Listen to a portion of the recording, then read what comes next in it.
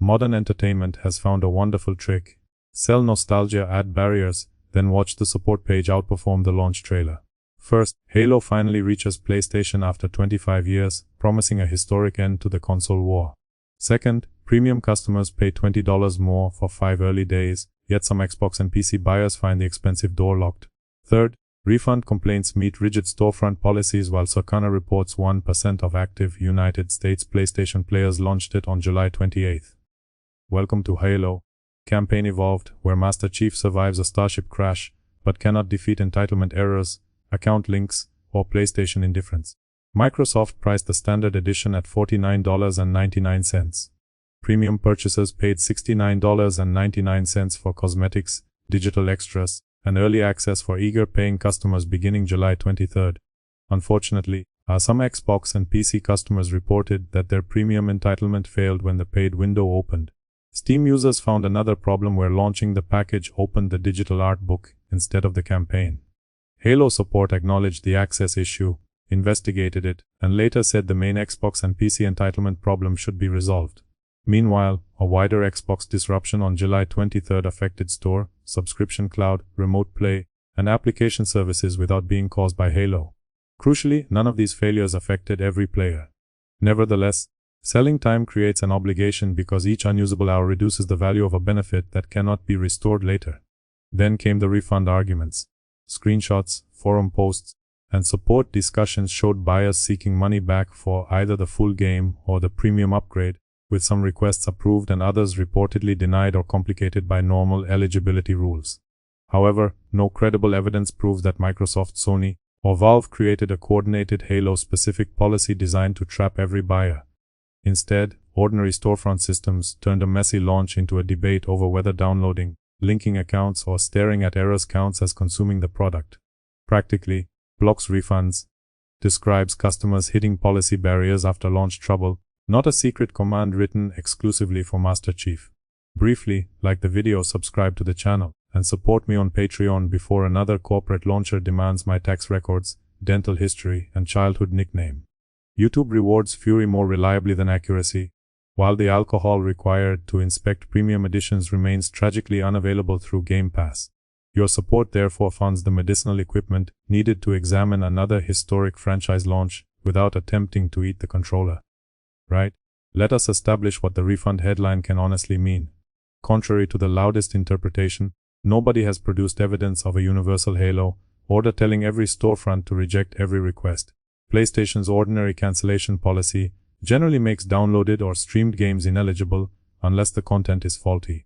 Valve normally offers Steam refunds within 14 days when recorded playtime remains below 2 hours, while requests outside those limits may still receive individual consideration. Xbox evaluates digital game refund requests using factors such as purchase timing and significant usage, but approval is not guaranteed. Therefore, the practical block comes from standard rules colliding with launch problems, rather than from a confirmed conspiracy assembled specifically for this remake. Imagine preloading a historic release, launching immediately, spending the opening session linking accounts or diagnosing entitlement errors, and then asking support to decide whether you have already enjoyed too much of the experience. Apparently, troubleshooting becomes entertainment once a corporation needs a usage figure. Worse, PlayStation customers can lose ordinary refund eligibility merely by beginning the download unless Sony accepts the product as faulty. That rule is not unique to Halo, yet it can still close the easiest exit before buyers discover technical problems, account confusion, or disappointing performance. On Steam, 2 hours can disappear while players test settings, restart clients, repeat login attempts, or wait through crashes. Redmond adds discretionary review, which sounds wonderfully flexible until the customer receives a rejection generated by criteria they cannot clearly inspect. Consequently, the fair accusation is not that Halo secretly outlawed refunds. Rather, the launch demonstrated how normal refund systems can protect platforms more consistently than customers, who spend their purchase time troubleshooting.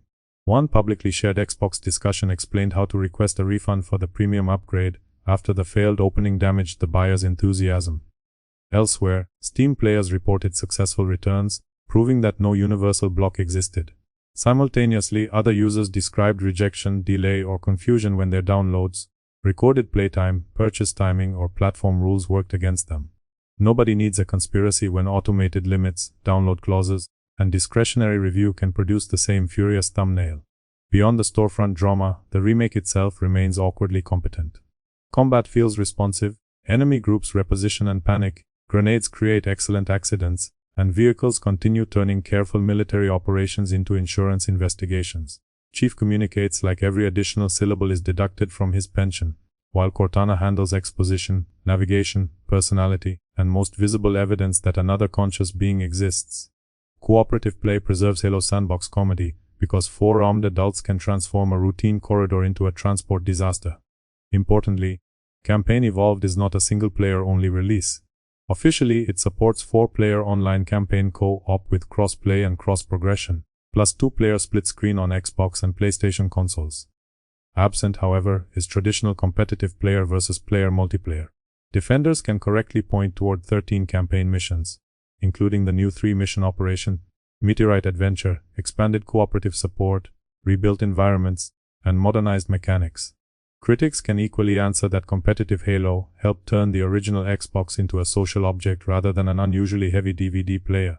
Removing that pillar does not erase every multiplayer feature, but it makes the package feel incomplete to people who associate Halo with arena matches, LAN parties, and friendships ending over screen-watching accusations.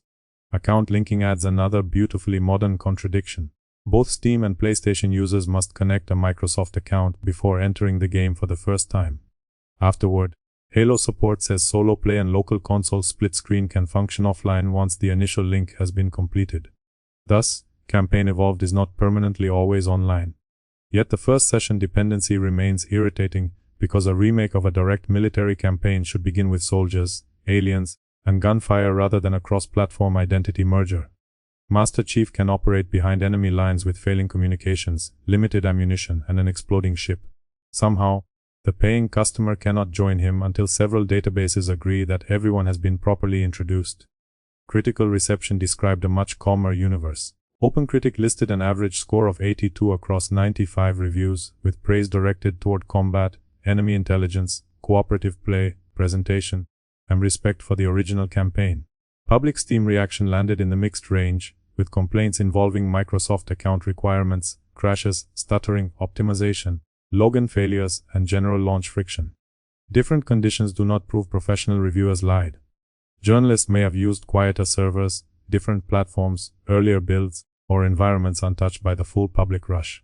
Still, customers buy the retail experience rather than the ideal laboratory specimen that behaved before thousands of people arrived. Any campaign described as enjoyable once the buyer defeats the login screen has accidentally promoted administration into the opening boss battle. Analysts should not write a death certificate from one chart, although ordering celebration balloons would also appear particularly medically reckless. More damaging was Circana's player engagement tracker for July 28 in the United States. According to analyst Matt Piscatella, Halo ranked 4th on Xbox and reached 8% of active users there that day. Across Steam, it ranked 14th and reached 2% of active users. Over on PlayStation, it ranked 29th and reached 1% of active users. Notably, this does not mean 1% of PS5 owners purchased the game. Circana measured launch day engagement among active United States players, not sales revenue, global ownership, total console installations, refund volume, or lifetime performance. Anyone converting the figure into copies sold is performing mathematics with a blunt instrument. Despite that necessary correction, 1% engagement is still a weak debut for Halo's first PlayStation release after 25 years of platform symbolism. Established Xbox players arrived through nostalgia, familiarity, and Game Pass access. Rival customers mostly continued their day as though Microsoft had delivered a moderately interesting parcel to somebody else's house. Indifference creates a worse long-term problem than outrage because anger proves that attention already exists. Apathetic audiences need a reason to care, and an old campaign without competitive PvP apparently did not create enough urgency. Sony's customers possess no inherited duty to salute Master Chief merely because another platform spent 2 decades treating him as royalty. Crossing the console border therefore revealed that brand history does not automatically travel with the software. Visually, rebuilt environments often look impressive, while expanded encounters preserve much of the original structure. Mechanically, weapon feedback remains satisfying, artificial intelligence creates lively fights, and co-op recovers the uncomplicated pleasure of solving military problems through reckless driving. Occasionally, new material works well enough to show that the developers understood the campaign's lasting appeal. Regrettably, competence inside the game cannot erase the commercial decisions wrapped around it. Every entitlement error, account prompt, refund dispute, download clause, login loop, and weak engagement statistic became part of the product's launch identity. Fundamentally, Campaign Evolved is not a worthless game disguised by expensive graphics. Essentially, it is a respectable remake trapped inside a strategy that expects nostalgia to compensate for customer friction. Developers rebuilt a classic, added cooperative options, introduced new missions, and preserved the combat rhythm. Executives sold premium time before access proved dependable for every purchaser. Storefronts applied ordinary refund conditions that could block or complicate requests after downloads began or usage accumulated. Marketing carried Halo onto PlayStation without the competitive feature that helped make the franchise culturally unavoidable. Leadership expected the logo to generate excitement without providing a completely convincing reason for a new audience to care. Together, those choices produced the exact contradiction behind this video for anyone paying attention. Paying customers encountered refund barriers after launch trouble, while most active PlayStation users did not even launch the game on its first day. Calling every rejected request a Halo conspiracy would be false. Pretending the refund friction never happened would be equally dishonest. Declaring that 1% represents sales would also be wrong. Ignoring that 1% engagement marked a poor PlayStation debut would require executive levels of optimism. Campaign Evolved did not prove that Halo can never recover. Ultimately, it proved Microsoft still expects Master Chief to carry nostalgia, account infrastructure, storefront policy, platform expansion, and leadership uncertainty on the same armored back. Perhaps his next armor upgrade should include automatic refund approval and a competitive multiplayer mode. Finally, protect your purchase window, distrust premium clocks, and leave before the support chatbot asks whether you tried reinstalling history.